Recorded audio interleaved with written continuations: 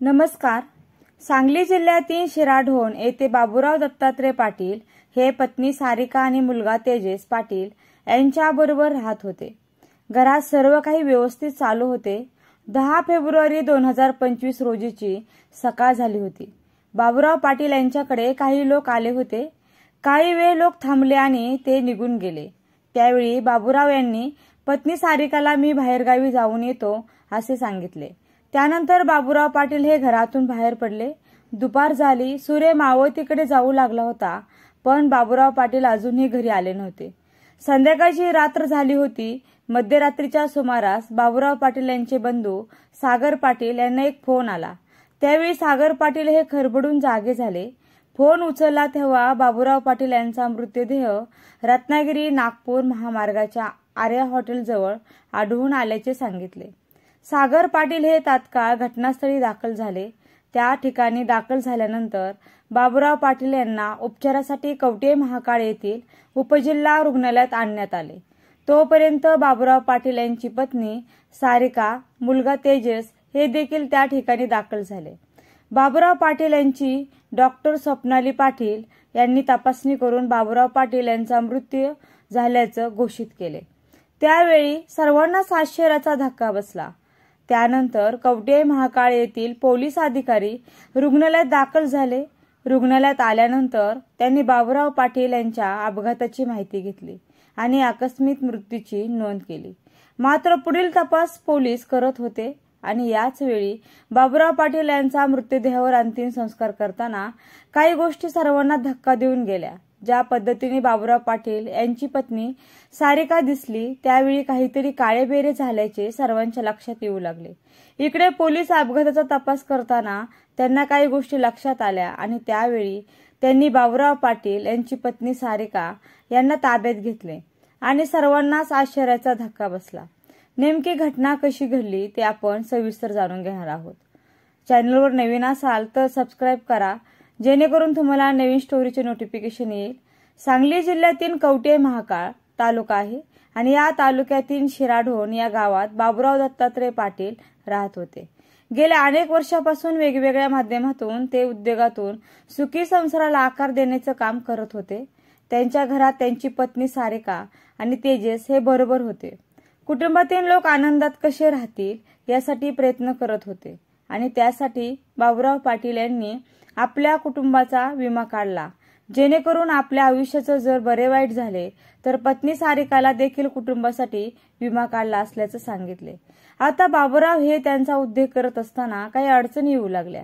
त्यावेळी त्यांनी गावातील काही लोकांकडून उसनवारी व्याजाने पैसे घेणे सुरू केले.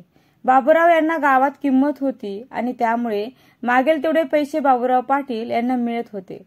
शेतातील आणि उद्योगातील पैसे आल्यानंतर सर्वांचे पैसे देता येतील असा काहीसा विचार बाबूराव पाटील यांच्या डोक्यात होता. उद्योगामध्ये फटका बसला आणि त्यामुळे जे काही उसनवारी व्याजाने पैसे घेतले होते ते देण्यासाठी त्यांच्याकडे रक्कम जमा होत नव्हती आणि त्यामुळे ज्याच्याकडून पैसे घेतले ते लोक घरी येऊ लागले. व्याजाचे पैसे होते त्यामुळे येणारी रक्कम कमी आणि जाणारी रक्कम जास्त होती. बाबूराव पाटील यांच्या डोक्याला यामुळे ताण होऊ लागला होता. ज्या घरात लोक नमस्कार करायला यायचे त्याच घरात आता लोक सकाळी पैसे मागायला येऊ लागले. काही काळ निघून गेला. पैसे मागण्यासाठी येणारे लोक वाढू लागले. पत्नी सारिका यांना देखील घरी लोक पैसे मागायला येऊ लागले. ते आवडत नव्हते आणि त्यामुळे यातून काहीतरी मार्ग काढायलाच हवा, पण काय मार्ग काढायचा असा प्रश्न पडलेला होता. पती बाबूराव यांनी जेवढी रक्कम घेतली होती तेवढी रक्कम करणे शक्य नव्हते. त्यामुळे सारिकाने मुलगा तेजस याला विश्वासात घेतले.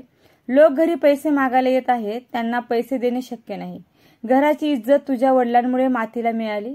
अशा प्रकारे सारिका मुलगा तेजस याचे कान भरू लागल्या आणि त्यामुळे तेजस यांनी देखील यातून काहीतरी मार्ग काढण्यास आई सारिकाला सांगितले आणि मुलगा तेजस बरोबर प्लॅन करायला सुरुवात केली.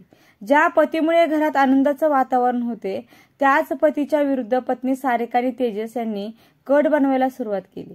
10 फेब्रुवारी दिवस होता. बाबूराव पाटील हे घरातून बाहेर पडले.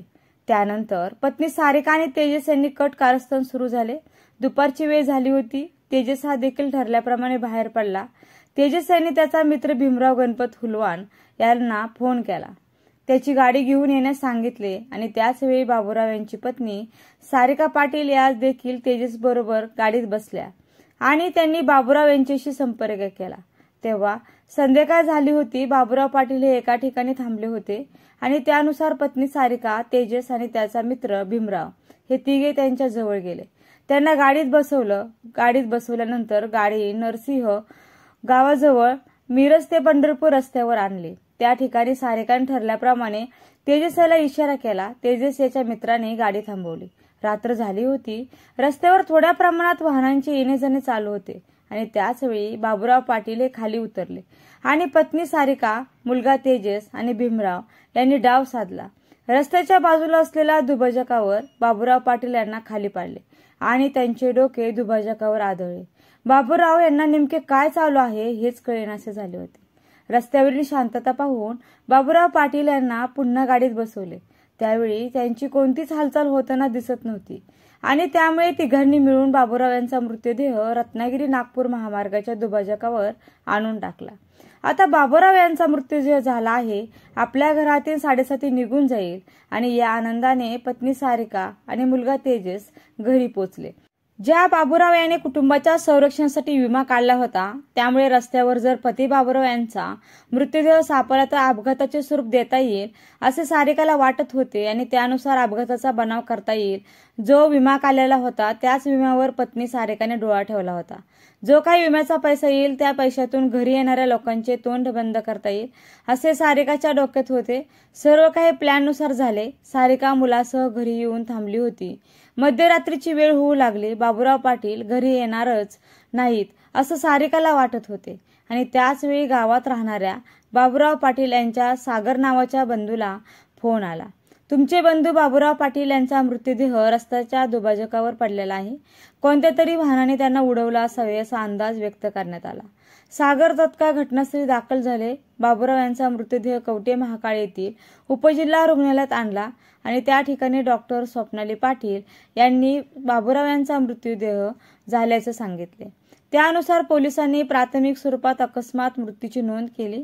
बाबूराव यांच्यावर अंतिम संस्कार करताना पत्नी सारिका हिच्या चेहऱ्यावर कोणत्याही प्रकारचा तणाव दिसत नव्हता। चेहरा हसरा दिसत होता। त्यावेळी काही लोकांना संशय येऊ लागला आणि त्यानुसार हे प्रकरण पोलिसांच्या कानावर गेले। पोलिसांच्या जेव्हा ही बाब लक्षात आली त्यावेळी मुलगा तेजस याला ताब्यात घेतले आणि त्यानंतर 1 मार्च 2025 रोजी पत्नी सारिकाला चौकशीसाठी बोलवण्यात आले। त्यावेळी सर्व प्रकरणाचा उलगडा होऊ लागला होता। तेजस याचा मित्र भीमराव हुलवाण यालाही पोलिसांनी अटक केली। सुरुवातीला तिघांनी सुद्धा आम्हाला काहीच माहिती नसल्याचे सांगितले, पण पोलिसांच्या खाक्यापुढे सर्व पोपटासारखे बोलू लागले। सर्व काही केले ते केवळ पैसे येतील आणि घरी येणाऱ्या लोकांना ते पैसे देता येतील हाच उद्देश त्या पाठीमागे असल्याचे बाबूराव यांची पत्नी सारिकाने सांगितले। त्यानुसार तिघांना अटक केली आहे। पुढील तपास सहाय्यक पोलीस निरीक्षक शिवशरण हे करत आहेत। अतिशय चाणाक्ष पद्धतीने पोलिसांनी पुरावा नसतानाही 15 दिवसात तपास करून घटनेचा उलगडा केला। पत्नी म्हणून सारिकाने पतीची साथ देणे गरजेचे होते, पण तिला मोह आवरता आला नाही आणि मुलाच्या मदतीने पतीचा काटा काढला। त्यामुळे आई आणि मुलगा दोघेही जेलवारी करायला गेले। तुम्हाला या घटनेबद्दल काय वाटते याची प्रतिक्रिया नक्की कळवा। काही चुकीचे असेल तर त्यावरही मत व्यक्त करा। तर पुन्हा भेटूया, तोपर्यंत नमस्कार। श्री स्वामी समर्थ। व्हिडिओ शेवटपर्यंत पाहिल्याबद्दल मनापासून आभारी आहे। धन्यवाद।